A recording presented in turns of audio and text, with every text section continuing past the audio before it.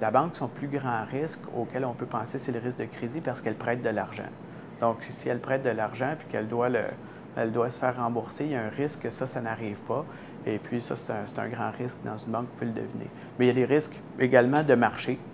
On est exposé aux fluctuations des devises, aux fluctuations des taux d'intérêt.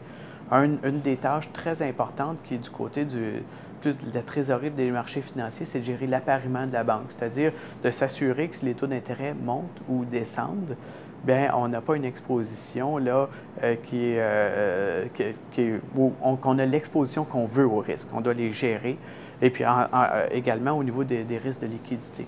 Au niveau il y a aussi d'autres risques, des risques d'opération.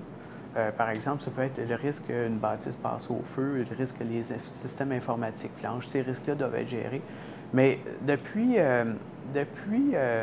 quelques années, on parle d'un risque qui est encore probablement plus grand. Et puis, vous l'avez vu dans toutes sortes d'entreprises, c'est celui de la réputation, le risque de réputation, de la bonne gouvernance, des saines pratiques de gestion. Donc ça, c'est un risque qui est beaucoup plus global. Dans mon cas, moi, j'étais au niveau de la gestion des risques de crédit.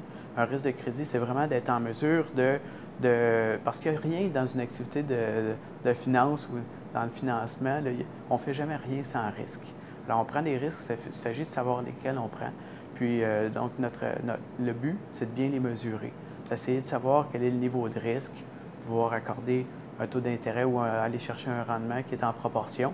Et puis après ça, de le gérer du mieux qu'on peut. Puis ça, on peut le faire parce que comme un portefeuille personnel, le portefeuille d'une banque de prêt, c'est un portefeuille très, très, très diversifié. On peut à l'occasion se concentrer dans certaines industries ou dans certains endroits.